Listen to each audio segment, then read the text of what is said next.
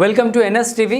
నేను రాజీవ్. ముందుగా హెడ్లైన్స్ చూద్దాం. పట్టణంలో నకిలీ విలేకరులుగా చలామణి అవుతున్న వారిపై చర్యలు తీసుకోవాలని డీజేఎఫ్ రాష్ట్ర వర్కింగ్ ప్రెసిడెంట్ కోలా శ్రీనివాస్ పేర్కొన్నారు. లక్షెట్టిపేట పట్టణంలోని పోలీస్ స్టేషన్లో ఏఎస్ఐ తానాజీ నాయక్కు డీజేఎఫ్ రాష్ట్ర కమిటీ సభ్యులతో వినతి పత్రం అందజేశారు.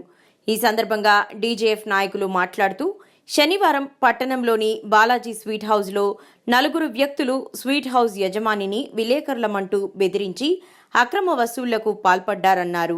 షాప్ యజమానిని 10,000 రూపాయలు షాప్ యజమానిని డిమాండ్ చేయడం ఇది సరైన చర్య కాదన్నారు. ఎవరైనా విలేకరులమంటూ బెదిరింపులకు పాల్పడితే వెంటనే పోలీసులకు సమాచారం ఇవ్వాలని వ్యాపారస్తులను కోరారు.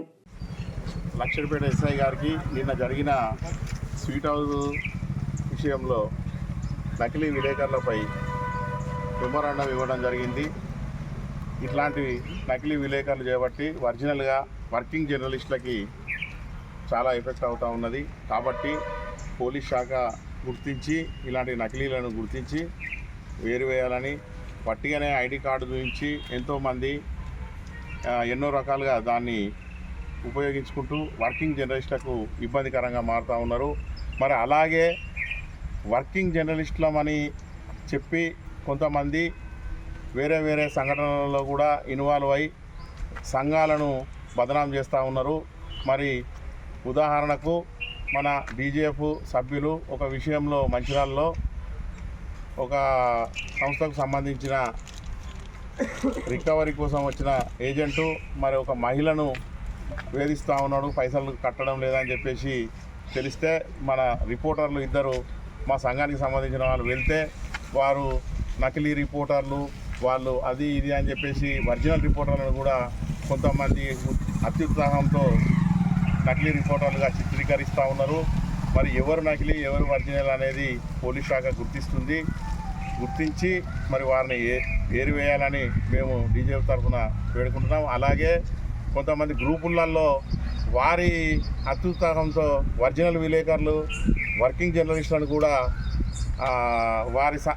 వారి సంఘం అది వారు మేము డీజేఎఫ్ సంఘంగా ఉన్నాం, వారు వేరే సంఘంలో ఉండి మా సంఘాన్ని ఇది చేయడానికి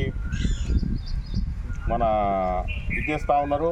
కాబట్టి అట్లాంటి వ్యక్తులు కూడా అత్యుత్సాహంతో గ్రూపులలో పెట్టడం సరైనది కాదు.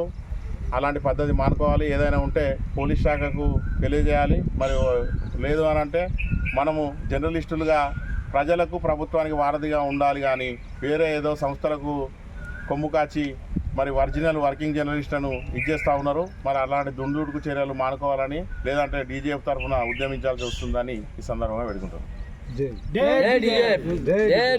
నిన్నటి రోజున మరి బాలాజీ స్వీట్ హౌస్లో నకిలీ విలేకరుల హల్చల్ జరిగింది. దానిపైన మేము డీజేఎఫ్ తరఫు నుంచి దాన్ని ఖండిస్తున్నాం.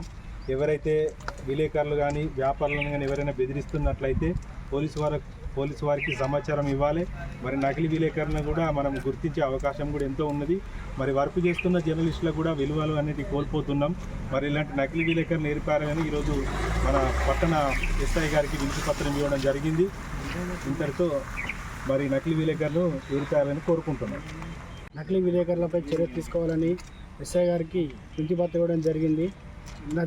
నకిలీ విలేకరులుగా చలమాన్ అవుతూ వివిధ షాపులలోకి వెళ్ళి వాళ్ళు బెదిరిస్తూ డబ్బులు తీసుకుంటున్నారని తెలియడం జరిగింది. అలాగే కొందరు వ్యక్తులు ఇలా చలమాన్ అవుతున్నారనిపై వారితో కఠినమైన చర్య తీసుకోవాలని, ఏదైనా షాప్ యజమానులకు ఇలా సంఘటన జరిగితే వెంటనే ఎస్ఐని స్పందించాలని మేము డీజేఎఫ్ ఆధ్వర్యంలో ఈరోజు వినతి పత్రం ఇచ్చాము.